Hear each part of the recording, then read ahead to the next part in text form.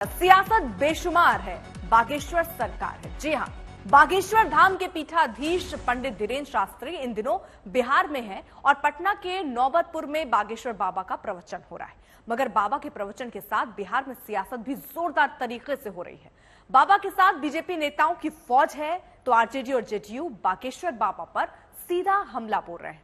कोई उन्हें सनातन धर्म का दुश्मन बता रहा है तो कोई उन्हें ढोंगी कह रहा है।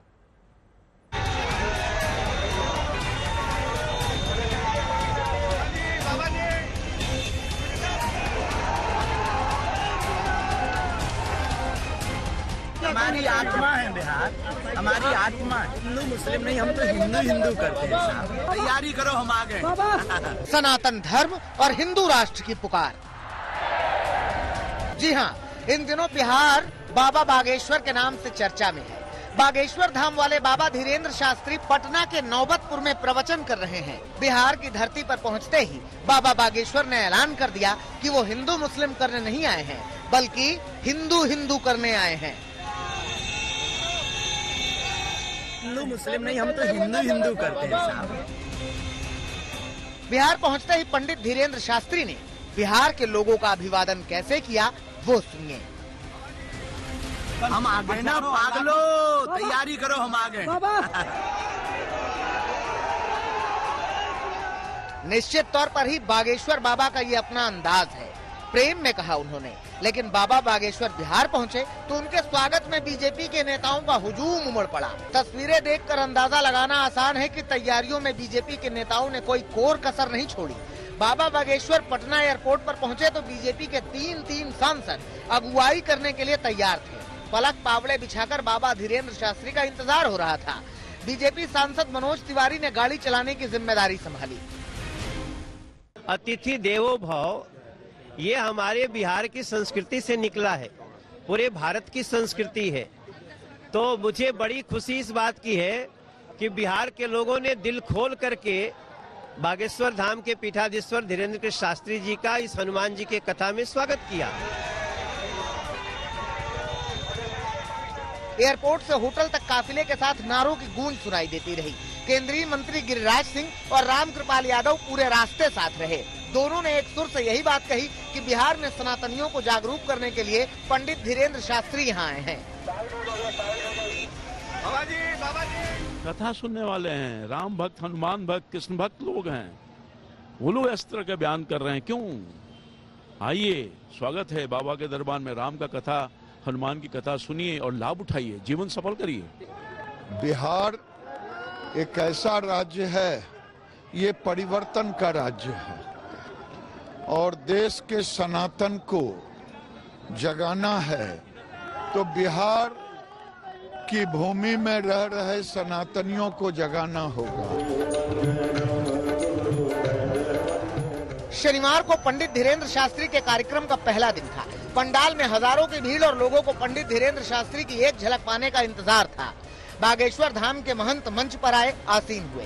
लोग जयकारा लगा रहे थे, लेकिन भजन और कथा वाचन शुरू होने से पहले मंच पर बीजेपी दिग्गज नेताओं के आने का सिलसिला शुरू हुआ। पंडाल में आए हजारों लोगों के लिए यह अद्भुत अनुभव था।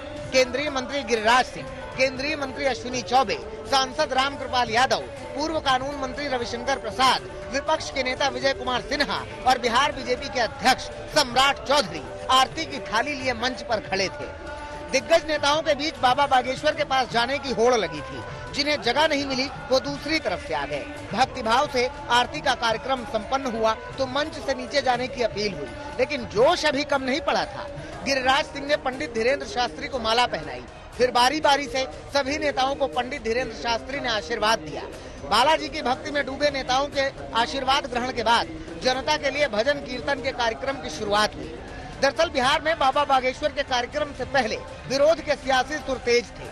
धीरेन्द्र शास्त्री के कार्यक्रम को मंजूरी तो मिल गई थी, लेकिन सत्ता पक्ष की तरफ से लगातार विरोधी बयान आते रहे। गहमा गहमी तब ज्यादा हो गई थी जब बिहार सरकार में मंत्री तेज प्रताप यादव धर्मनिरपेक्ष संघ के कार्यकर्ताओं को ट्रेनिंग देते नजर आए थे। वो संदेश दे रहे थे कि अगर बिहार में पंडित धीरेन्द्र शास्त्री ने भड़काऊ बयान दिया तो स्थिति को संभालने के लिए ये सेना तैयार रहेगी। बागेश्वर बाबा तो डरपोका है, उस देशद्रोही है, देशद्रोही है बागेश्वर बाबा।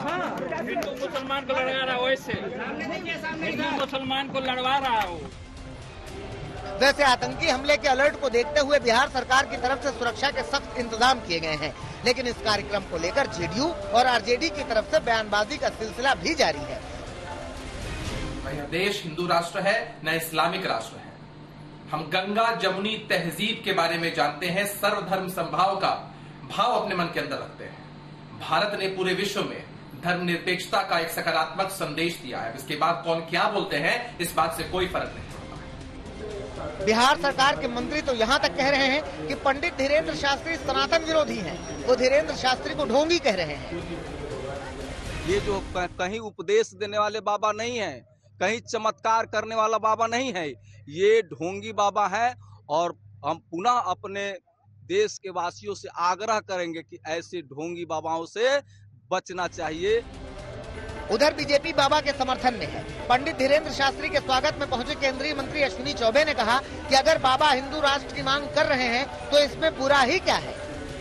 बाबा बागेश्वर ने कहा है कि भाई सनातन हिंदू राष्ट्र हो, तो सनातन हिंदू राष्ट्र तो ये सनातन है ही।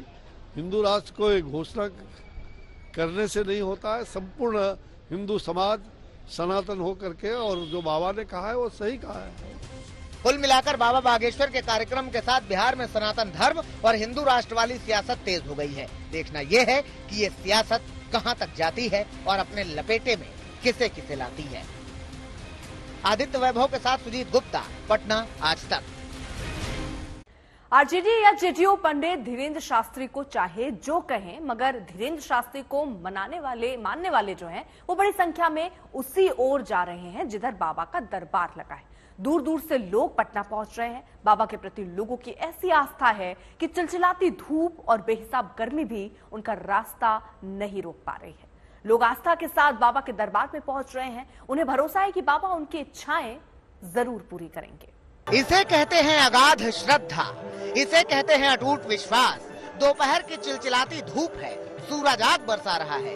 बाबा बागेश्वर की कथा शाम 4 बजे से होती है, लेकिन भीड़ का रेला बढ़ता जा रहा था। सुबह से ही लोग नौबतपुर की ओर चले जा रहे थे। दिव्य दरबार में शामिल होने का जुनून ऐसा कि परिसर में मेला लग गया। लोग परिसर में बनी बजरंगबली की मूर्ति की परिक्रमा कर रहे हैं और मन्नत पूरी होने की अर्जी लगा रहे हैं। नौबतपुर के तरेत पाली में उत्सव सा माहौल है। हनुमंत कथा के दूसरे दिन आप देख सकते हैं विजुअल्स में कि यहाँ किस तरह से श्रद्धालु हनुमान जी की प्रतिमा की परिक्रमा कर रहे हैं। आप देख सकते हैं विजुअल्स में कि श्रद्धालु कितनी बड़ी संख्या में। गुरु की कृपा है, नाम जप रहे हैं उन्हीं का नाम का, बस उन्हीं का आशीर्वाद है। वहाँ से खींचे चले आए अजमेर। हम नेपाल से आए हुए हैं, हम बागेश्वर धाम आए हुए हैं। हम लोग अर्जी लगा के एकदम बाबा कृपा करें, बहुत आस लेकर आए हुए हैं। नहीं, बाबा के नाम पर हम लोग वहाँ से नेपाल से आए हुए हैं। उनको नाम से लेके गर्मी तरमी कुछ नहीं समझ के हम लोग आ गए। दिव्य दरबार के लिए 6 लाख स्क्वायर फीट में 3 बड़े पंडाल बनाए गए हैं, जिनमें करीब 3 लाख लोग बैठ सकते हैं। 50,000 से ज्यादा गाड़ियों की पार्किंग की व्यवस्था की गई है। पटना के नौबतपुर में पंडित धीरेन्द्र शास्त्री का कार्यक्रम 17 मई तक चलने वाला है। 15 मई को दिव्य दरबार का आयोजन है, जिसमें अर्जी लगाने के लिए अभी से लोग यहां पहुंच चुके हैं। हम इसीलिए आए हैं उमेश से, दवाई तो चल ही रहा है कि सुनते हैं कि बाबा बहुत अति है, तिरुपति बालाजी बागेश्वर बाबा का नाम सुनते हैं कि ठीक जाने से वहाँ शरण में वो देखते हैं तो बता देते हैं कि क्या है, भविष्यवाणी वो बताते हैं बिना कहे सुने। तो कहीं बाबा शरण में हम आए हैं, आप लोग पहुँचा दीजिए कृपा करके, जो ठीक हो जाए किसी तरह मेरी बच्ची। कलश में लाए गए गंगा जल से कार्यक्रम स्थल पर बने बजरंगबली की प्रतिमा की पूजा की गई। कुल मिलाकर नौबतपुर के तरेत पाली मठ परिसर में इन दिनों जबरदस्त रौनक है। फिलहाल विशेष में आज के लिए बस इतना ही। देश दुनिया की बाकी खबरों के लिए आप देखते रहिए आज तक।